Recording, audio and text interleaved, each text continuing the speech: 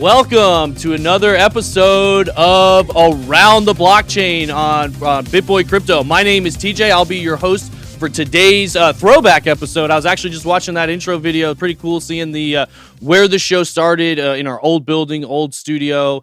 Young DZ there, young all of us, I guess. Bitcoin definitely, or crypto, I would say 2022 definitely aged us a lot this year. We've seen the dramatic fall, obviously, all the way down to these prices. But I'm going to be joined by some of your favorites from around the blockchain. RiceTVx over there on the right-hand side. We've got Crypto Keeper joining us again here today, as well as Mac and Cheesy going to be eating up all the good takes there and spitting a lot of fire, I'm sure. So if you guys are new here, we do the show all the time. Make sure to subscribe to the to the new. I just noticed that to the new Around the Blockchain channel. If you guys haven't done that already, we're going to, starting in January, we're going to be moving live to a new channel Around the Blockchain.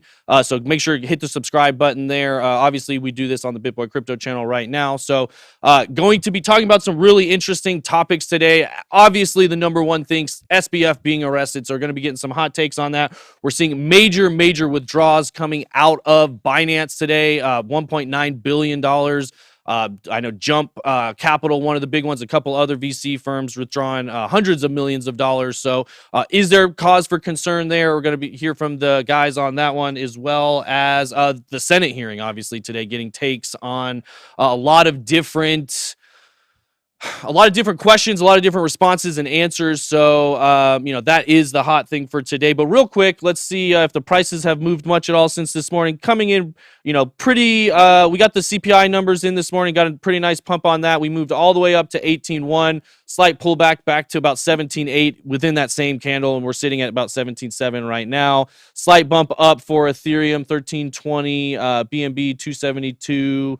So pretty flat from this morning. Not a whole lot of changes, but we did get the positive bounce on the CPI, and expected to be with numbers being close to expected or at even slightly better. So if you guys are new here, make sure to drop a +1 in the chat if you like what you're hearing from the guests, so I'll know to give them a point. Whoever has the most points at the end obviously has some time to give us 30 seconds to give us a hot take. So BNB 1.9 billion in withdrawals. I'm going to come to you on this, Rice. Are you concerned about Binance? Do you think there's fear of insolvency, or do you trust that they have the funds they say they have?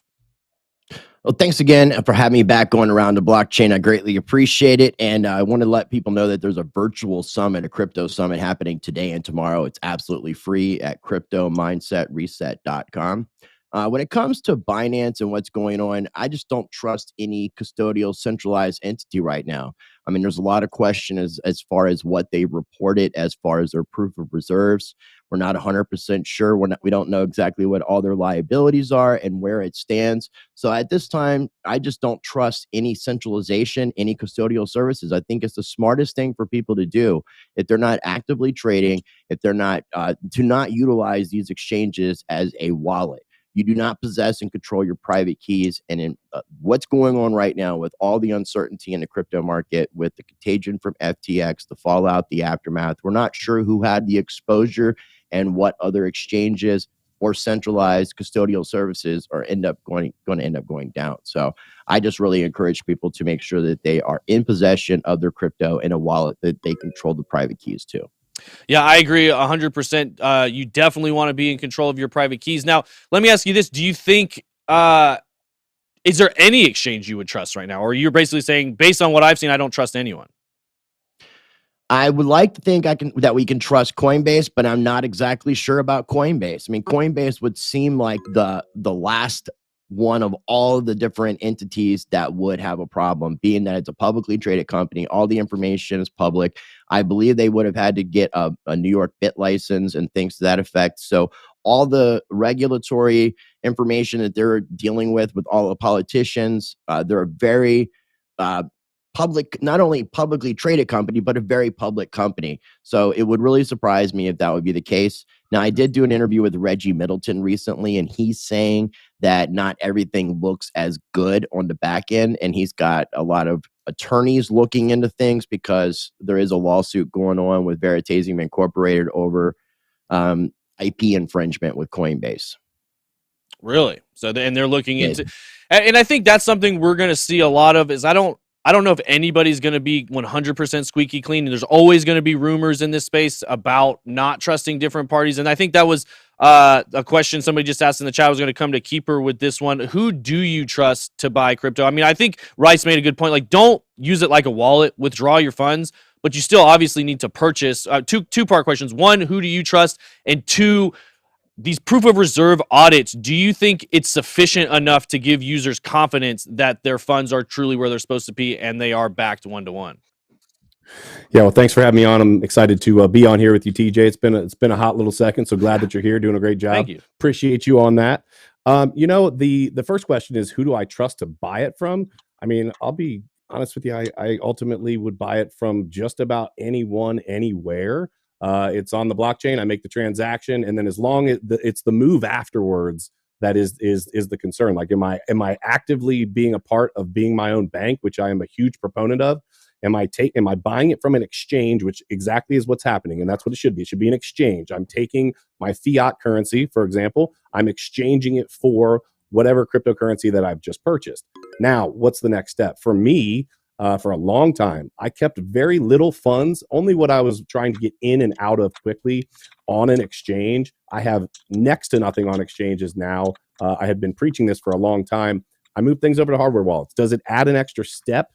Yeah, sure it does. And it's more difficult, but you've got to give up something. So are you going to give up speed, or are you going to give up security? And for me, as my portfolio has continued to grow larger, I wasn't willing to give up the security. And that's what it came down to for me. As far as the proof of reserves, great question on that. We keep hearing the same, we keep hearing a similar topic. Like, you've got to basically prove to me that you are valid, that you are someone that I can trust. Well, while the blockchain is, you're able to verify, doesn't mean that you're still going to trust everything. And the facts are there that we don't know, and Rice alluded to it a minute ago. We don't know what the liabilities are. I talked about this on my show. I think it was last night or the night before. I could have, let's just use like my construction business, for example. I can show you my balance sheet and show you a whole bunch of money in the bank. But what you don't know is that I owe to all of these different creditors. What you don't know is that tomorrow I've got all of that money getting ready to go out via an ACH. Like, there's just so much that we don't know. So yeah, it looks good for a snapshot. It feels good. It rubs everyone's back a little bit. But at the end of the day, if we don't see assets and liabilities to see the whole picture, you're just not really going to really earn anyone's trust that's thinking about it, or really diving, wanting to dive a little bit deeper. Yeah. No, Keeper, great answer. that was, oh, sorry, I was going to tell Keeper, that was the show that we did on Sunday with Crypto Blood on CBTV, and it's also on RiceTVx if people want to check that conversation out. That was a great conversation. Yeah. No, and that was a perfect answer there. That was exactly, I was hoping you would answer it that way, and you did it perfectly. I set you up for that because you were right. Basically, exchanges are, it doesn't matter who you buy from. You don't have to trust it if you're only using it for the exchange, and then you withdraw it to custody yourself afterwards. So it's a great practice to get into, guys. And then, and I do want to mention there are self-custody exchanges out there as well, decentralized exchanges, things like that, where you maintain assets of your custody almost the entire time. But Mac and Cheesy, on that same note, we've seen a bit of a bank run. There's definitely a lot of fear in the markets right now. After what we've seen with Three Arrows Capital and Celsius and FTX, it's pretty warranted, I would say, that the slightest rumor of anything, and you see everybody run into withdraw their funds, which I would say is probably a positive thing for exchanges. Do you think this is a cause for maybe a bottom signal here, where everybody now is, any rumor, people are assuming Binance is going under, Tether is going under, and they're, and almost cheering for a complete collapse of this entire industry, which maybe some people don't realize what Binance going under would mean for the industry when it comes to volume. Like, does this continue to make you worried for them, or do you think it's a bottom signal that everybody's this scared? End of the day, it takes years and years to build trust, and it can take minutes, if not seconds, to lose trust. And so that's where we're at from a consumer perspective, where it's going to take time, where the Coinbase of the world, hopefully the Binance of the world, they can prove their reserves and they can have clearly show that when there is a bank run, they have the opportunity and they can continue to allow their customers to withdraw funds. So over time, I think the people that aren't, or the exchanges that aren't necessarily prepared for this, they will fail, and that's kind of what we're seeing. Like with FTX, I think that was a ticking time bomb. So the exchanges that are set up properly, they will be successful and they will kind of rise to the top, and then trust amongst the general consumer can kind of be fostered again. Now, I do want to go into kind of what Rice and people were saying in terms of the exchange. So I think anybody who's watching this show, you have fundamental knowledge in terms of the crypto ecosystem. If you watch one of these episodes, if you watch two of these, you're gaining a lot of information that the majority of the general public does not have. So you have the baseline understanding, and you also have the interest and the determination to actually figure out how to properly manage your own keys. So for that, and for the people watching, using exchange for what they're for on and off ramps, is an effective solution. I will say though, for a lot of people that aren't watching this show, the general consumer, the person who just bought money or bought Bitcoin because they created an account, for them, I think it's super important to understand that at the end of the day, if it's not your keys, it's not your crypto. And as long as you're aware of these risks and you're choosing not to be your own bank, then that is okay. But it starts with being aware of that, because some people that were on FTX, they're like, how could this possibly happen? I thought I owned my cryptocurrency. Isn't that the whole idea? And then it starts to become a crypto problem. But in reality, this isn't necessarily a crypto problem. It's more of kind of a human nature and a greed problem. Yeah, no, I agree. I do think it's a human nature and a greed problem. It's something that it's not a new problem, right? Like, this is something we've seen in traditional finance for years. There's all sorts of misreporting, misinformation, insider trading that, and misappropriation of funds, which is really what we're talking about here with the FTX situation. So do you think we'll see any positivity coming from either Binance, the fears around Binance's solvency, or FTX in the traditional finance world? Do you see any positive effects coming out of this on traditional finance? I think a lot of those people are saying, hey, told you so, like, be careful with this. And then in the background, I think like Fidelity launched their crypto product like in the weeds of all of this. So I think this is a great opportunity to be like, hey, you can't trust these crypto natives. Come over to the dark side, or come over to the traditional finance side. Well, we'll gladly onboard you. We'll gladly purchase your crypto for you in the traditional world, because you can't trust any of those people over in crypto. So I think this is an opportune time for the big traditional financial institutions to be like, okay, this is our time, because those crypto people can't be trusted. Yeah, I agree. They do tend to be using this to say, I told you so. Even Brad Sherman today in the hearing was kind of coming out, saying, oh, I told you all these crypto bros were bad news. Anybody who's trying to do crypto, we shouldn't let them run around and do all this stuff. It's very unfortunate that we're dealing with this FTX and SBF situation and the effect it's had on the entire industry. And that does bring us to our second topic. Obviously, SBF indicted and arrested on 8 criminal charges. May fight extradition. I tend to think that, I don't know, that'll be interesting to see. But basically, the eight counts of wire fraud, securities fraud, conspiracy to commit fraud, defrauding equity investors out of $1.8 billion. We all know he's had a lot of conversations with SEC Chair Gary Gensler and a lot of different people close within the government. I assume most of you guys watched the hearing today. Some good questions, Ross. I thought John Ray did a pretty good job addressing the questions pretty directly. Made it very clear, I think, in my opinion, that they're not going to let SBF wiggle out of this. I mean, it was basically John Ray's testimony was almost a direct contradiction to everything SBF has been saying these last few weeks. Almost said, yes, everything was commingled from the very beginning.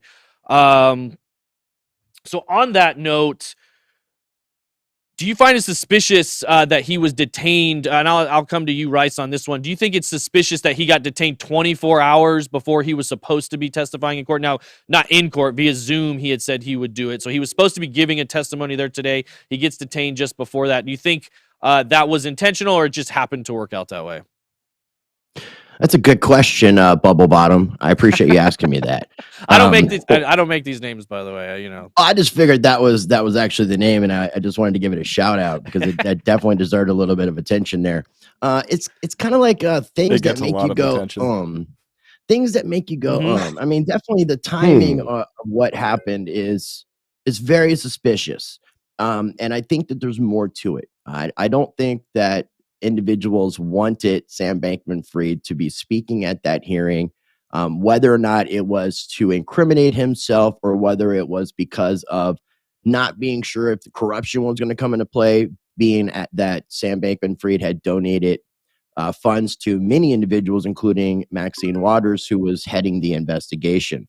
So the attorney from the Southern District of New York who put this sealed indictment together, I'm hoping that he's going to be pushing this to the maximum degree. And obviously we know that it's not just Sam Bankman-Fried, that he didn't do all this alone, that there's many other cohorts. And I'm also hoping that Caroline Ellison is basically chirping like a bird to the FBI and giving as much information as they can. Because with my interview with Ben Armstrong a few weeks ago, he had explained to me, based off the research, going back and blowing a whistle on this before it really became mainstream, is that there's enough on criminal charges alone with the companies projects that were utilizing FTX and had partnerships, counterfeiting of coins. There's enough of that. We're seeing possible SEC corruption with Gary Gensler, potentially allowing for legal loopholes to take place. There's also the question of the partnership with Ukraine and whether there was money laundering and funneling of money going on as well, which we can't prove at this time. But then you see all the different relationships of all the different individuals involved.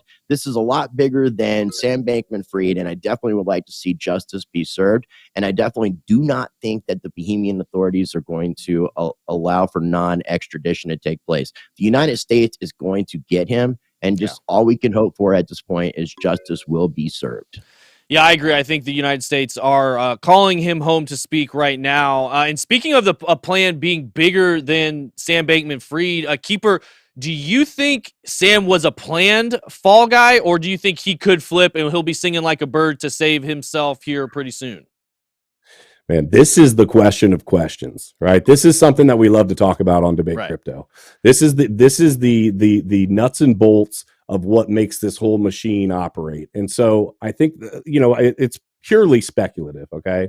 First of all, I do want to say in response to what you were asking, Rice, because it ties in with this. Sure. The reason that I think it's so interesting that the timing was yesterday is because the US, right? The DOJ in the US was the one that dropped that on that day. They knew that he was going to be supposed to be testifying tomorrow. So it's almost as if some of the higher ups it wasn't like just maybe an SBF plan, but it was a United States plan. It was basically the way that they could kick the can down the road, like they've done with our financials, with our money, with the money printing and everything else. Just keep on kicking the can down the road. If you've ever been to court before, the reality is the reason that people will continue to get continuances and press it out. Any attorney will tell you that the farther you can get away from the act that you have been a part of, the better opportunity you have to do well with it in front of the courts. There's so much heat right now on him that this would probably be a bad time for him to testify. And ultimately, you're asking if I think he was the fall guy. I think that he knew full well that he was commingling funds. You don't have to be a rocket scientist to figure out, I've got an accountant for one of my businesses that has absolutely put my feet to the fire for commingling funds in a very small way. He said, listen, you can't do this. And you can't tell me that, 8 billion, 16 billion, $25 billion, whatever the amount was that, he was playing with, that somebody didn't tell him, hey, you can't do that. So I think looking back, the campaign donations, he had to have known that what he was doing was illegal and was partaking in that. The people that were receiving them absolutely knew that. And it feels as if there was people in the background that knew this was going on because Gary Gensler is meeting with him, some high-level officials that absolutely, if you're going to ask somebody, to weigh in and to be a part of pushing towards regulations in the United States, you'd like to think that they at least have a glance at maybe some of his books and know what the inner workings of the company is. So yes, I think whether he realized it or not, he was going to be the fall guy. The crappy part about it is, to me, is that if he is that fall guy, I believe the reason he's so calm right now, so cool, so collected, is because somebody has told him, breathe easy. Whatever little bit of time you do serve, it will be easy time, and you will have plenty of money waiting for you when you get out, because I believe that he's got a lot of crypto hiding somewhere. I promise he's got his own keys. I'll tell you that. TJ, Yeah. let me add this real quick. Donations aren't necessarily illegal to give to politicians. It's illegal to give other people's money away to politicians money. as if Yes. it's your own. Right. Yep. Which Yes. stealing customer funds and giving them to politicians is completely illegal. But donating to politicians, I mean, obviously that's something that BitBoy Ben Armstrong is doing with the legislation that he's helping to get pushed through. No, That's how you that's how this system works. Yeah, people donate to politicians all the time, and realistically, that's the other thing interesting. It's not necessarily, now obviously it might be in their best interest, but it's not always necessarily the responsibility of the politician to also go track down, figure out where all that money came from. Now, if it comes back to affect them negatively, which is what's happening now, I think that's why you're seeing so many political people that were very buddy-buddy with SBF until very recently, trying to create as much distance as they can, as fast as they can. And that's kind of what's another interesting thing throughout all of this. Obviously, it kind of relates to the FTX issue, also relates to something we've been talking about, proof of reserves, and kind of insolvency of all these different exchanges is auditors, right? Auditors are playing a very key role in confirming all of these transactions. We always say, verify, don't trust, use the blockchain to see all this stuff yourself. But then we're still using third-party auditing services to do all of this stuff. And do we think we'll see any auditing services coming under any fire or any investigation? Fourth party, so that we're going to have auditors of the auditors. I mean, exactly. We can't trust the auditors now. I mean, this is where we're getting. It is. It's getting ridiculous with all these auditors. And that was one thing I was thinking about, with Binance, when they were saying, the auditor asked us to do this transaction this way, and then the auditor saying, we agreed to terms beforehand, and Binance laid them out, and who do you believe? And so we're going through all of this stuff with proof of reserves. Jesse Powell saying nobody's reserves are legitimate without liabilities and without all this information. And so I think to a consumer, it's very confusing. And as an industry, it's definitely something that needs to get solved and needs to get moved forward. I'm not saying traditional finance is doing it much better, but I think a lot of this stuff that's happening is painful and is negative as it is in the short term. Hopefully, we can see some positive stuff come out of it from the long term, which, again, brings us to the third topic, which was the congressional hearing that happened today. The House and the Senate, they held the hearing en masse Tuesday and Wednesday. It really featured John Ray for most of the questions, at least what I saw today through this morning, and the rest of really most of the day, as far as I could see. He was answering questions from all sorts of different representatives. I thought did a pretty good job addressing a lot of very, very difficult question. John Ray, the same CEO who came in after the Enron collapse, and which was kind of the biggest financial, collapses and fraud cases, I think, in recent history. And he said FTX is even worse. They asked him about that directly. They said, what do you mean when you say, worse than the worst fraud ever? And he said, well, I mean, they had even less records, less information, less record keeping. He said that, okay, Crypto Keeper, you were mentioning your small business and having a CPA and accountant that stayed on top of, stuff, even on a small level, or you were talking about small level of commingling of funds, but they were using QuickBooks to run a multi-billion-dollar international conglomerate, and the lady even said, "QuickBooks? Are you like what?" As a business owner yourself, what do you think about that? Yeah. Let me tell you. So I have used QuickBooks, and when I talk about my construction business, we're talking about in the low millions of dollars of actual revenue that's coming in and out. And I will tell you, it can be fantastic for simple things back and forth, but at the point that you need to actually start breaking things down and where transactions are going, where they came from, who's responsible for what, who's W-9, who's W-2'd, who all of that information, no, absolutely not. You have to have some sort of an accountant that is taking care of all of this on top of some high-level software We have some different stuff in the construction business that we use that really helps, a program called Builder Trend, whatever the case may be. But billions of dollars on QuickBooks, no, I can see why she would have laughed at that, because it is a joke even on a small scale. No, not QuickBooks, not QuickBooks. Yeah, I mean, and they say, I mean, a lot of their information and tracking was done on, Slack or Signal or Telegram with, secret or, self-destructing messages. It all seems very convenient. It almost seems designed for a situation like this when you're supposed to be answering and asking questions, and the best legal answer you can give is, oh, actually, I don't have any information on that to answer that question.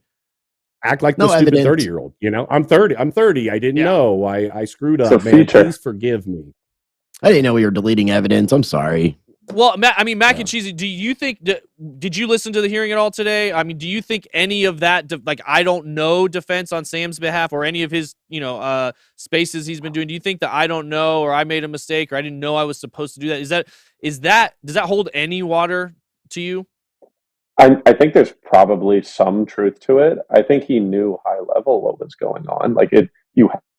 There's no way he didn't know at all. But as a business scales, you can't know everything that people are doing. So maybe there is an aspect of not sure, but I don't think it holds any weight in terms of making him any less guilty. Just because the kind of people in your operation are doing certain things, it always kind of bottles up to you. And the fact that this was so blatant, this isn't like a clerical error. This isn't like a couple of different things that are you don't this isn't, maybe it was a clerical error because they were using QuickBooks. An $8 billion clerical error. Where'd the money go? Yeah, that's why I like even Brian Armstrong said, look, if you have an $8 billion showing up somewhere, you're going to notice. I don't care if how mislabeled the accounts are, you're going to notice that. Well, I mean, on that note, though, the government is good about losing money. And we've heard trillions come up missing at the Pentagon, which is way more than the FTX thing. So apparently there is just a hole in the time of space that just sucks up money and it just goes away. And it's funny. It just happens. Funny how close the government's pretty close to this situation too. So maybe they shared some of their secrets. But go ahead, Mac and Cheesy. Yeah, well, at the end of the day, I think there's from the businesses that I have, it's I don't know everything that's going on, and frankly, my accountant I'm I don't really know where some of the money goes. There's a lot of bills being paid, and I'm not 100% certain. This is a magnitude smaller than what's going on here. So there is probably some truth where it's not entirely sure, but somebody needs to know, or at least somebody has to have answers. And if it's not him, it's somebody there next to him, or it's somebody around him. So there is truth that there is some uncertainty, and that's just the fact of not being able to know everything always. Mm-hmm. But it doesn't excuse the fact that absolutely what was going on was downright wrong and illegal. It doesn't excuse that. But I agree with you, Mac and Cheesy. You don't know everything. As the business gets bigger and bigger, there is money going. If you ask about taxes from last year, and you ask hey, where did this go? Where did this go? How did you come to this number? I would be pointing at my accountant. I'd say, I don't know. Ask that guy. So I could see that too. But on a large scale, it doesn't excuse. It doesn't make him it doesn't make him any less culpable in the case. No, it's ultimately, that's when you're running a business, when you're creating a terms of service, you're making an agreement with your clients and your customers. You're telling them what you're going to be doing with their funds, and they clearly did not do that. And from what we could see in the testimony today, it had been that way for quite some time. I mean, even Gary Gensler, came out and said it looks like from the very beginning, from the inception of FTX, it looks like this commingling was going on. We had somebody in the chat said Gary Gensler said that. I saw. I saw. That's a little ironic, though, considering he was probably the one that allowed for all that to go through. He's trying to cover his assets here. Another thing that's really funny is prior to December, Sam Bankman-Fried was the savior of cryptocurrency. He was talking to all these politicians, all these very important people. He was speaking on stage with Bill Clinton and the King of England, or a prince. So I'm not sure which one it was. And he's attended all these different hearings with Congress and Senate and different, like I said, politicians, extremely well educated. And now all of a sudden, he just doesn't know. He just doesn't know. It's very convenient. And if people are going to feed into this, I don't know, BS, then it's just absolute BS. And again, I'm just looking for justice to be served. Yeah, I am too. And it was interesting when you were talking about his presence in DC, and with the regulators and the lawmakers. Brad Sherman, which interesting take from him, came out pretty hot against saying that, oh, this SBF guy, what did he say? He was a well-known figure in Congress, and his only purpose being here was to get the SEC out of crypto, which was interesting that he said that, because according to a lot of us looking, it seemed like he was very close with Gary Gensler and trying to work with the SEC. So do you think this is a potential deflection here? Anybody can jump in on this one, for trying to create distance between the SEC and SBF, saying that they were battling against each other, not working with each other. I think it's like a game of telephone. If you don't know, if we're all lined up and we start with a sentence, if you ever played the game telephone, yep, you don't actually know where it went wrong, like where somebody messed up along the line. And if everybody backs away, it says, okay, who messed it up? And everybody starts pointing at each other. You have no real evidence besides one person pointing at someone else. And I think it really comes down to that. People are trying to say, well, wait a minute, he did this, she did that. Well, I don't know. Do you know? And if enough people point at each other in confusion and blame each other, where does the actual, where does the what's the word I'm looking for? Where does the culpability actually lie? Who's going to actually be in trouble? And I think at the end of the day, he owns the business. He ran the business. And I think that if everyone points at each other, he's going to be the one that's responsible at the end of the day. And my business is, if something goes wrong and it goes all the way up the chain, I'm the one that's responsible. I'm the one in trouble. I'm the one paying fines. I'm the one that has to answer for it. And I think that's ultimately what I'm hoping to see here. He answers for it and he pays. Yeah, I think we will see that. Somebody else in the chat said maybe the Pentagon uses QuickBooks as well. That was a pretty good one. And then there was also some people in here, and this is kind of what we were getting at the top of the show when we were talking about, is Sam a planned fall guy? Is there a bigger plan here? There's a lot of people talking about, like, look at who invested in FTX. You've got BlackRock involved, obviously some of the major hedge funds of the world who we know have been looking to get positions into digital assets for a while. Could they have potentially propped this up just for a dramatic fall? Sure, you can spin out. There's theories all day long for who, what, where, why any of this stuff would happen.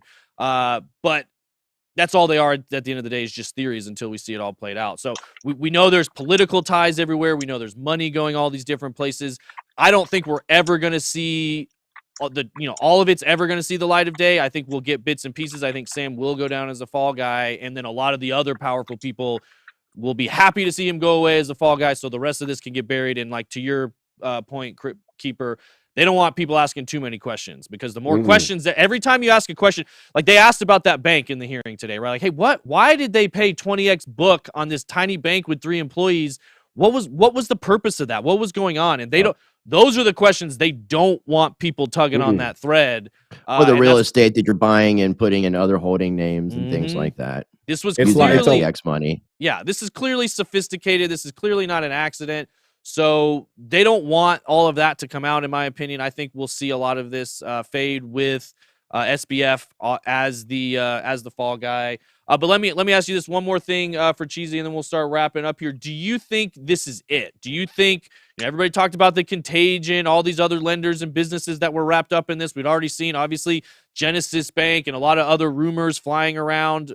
We've seen a lot of things fall this year. Do we think we'll see anything other, like, barring small exchanges, in random places, but do you think we'll see any other major players, a Grayscale, a DCG, a Genesis Bank, anything like that, go under this cycle, or do you think we're through the most of it?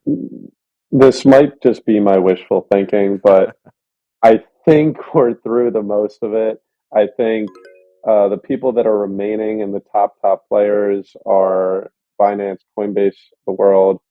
And I'm hoping that they're able to survive this. If Coinbase goes under, we're going to have significant issues in the crypto industry. These other, I think even Binance, we can survive that. If Coinbase goes down, that's going to be very challenging. That's going to be a tough thing to kind of weather. But I do think, with these CPI numbers, we've kind of had some stability in a little bit. We're seeing SBF get arrested. It feels like this could be the light at the end of the tunnel, and I'm hoping, and that's kind of where I'm placing some of my chips as I re-enter the market. Yeah, I tend to agree. We're also seeing a lot of the miners, obviously, under the most pressure they've been for a while, which I know that's kind of generally kind of a final signal before we wrap up. So it looks like we've got we got a tie. I got to ask one more. Well, question. TJ, let me toss something in here for you. Okay. Well, I was just gonna say, let's give it to Mac because we've been me and Nick have been talking a lot, and this kind of evens it out. I did feel only thing I would add is I would encourage people to check out that free virtual crypto summit at cryptomindsetreset.com. It's all you, Mac. I love you, brother.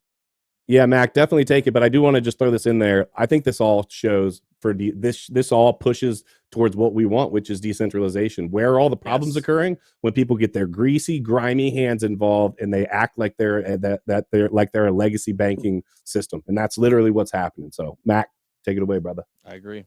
All right. Well, I just want to say shout out Rice, shout out Keeper, shout out TJ, shout out the whole BitSquad. Make sure to go follow everybody. Their descriptions or their links are in the description below. This is the fun part of crypto. When people are leaving, the crypto tourists have left and the crypto natives are here learning and building and setting up the future. So take this as an opportunity and continue to build. There you go. Rock on. Well said. See you guys next time. We'll be back Monday through Friday on this channel, 5 p.m. Don't miss it. Go subscribe to the new channel. It's in the chat. It's in the description. Follow all these guys. We're out.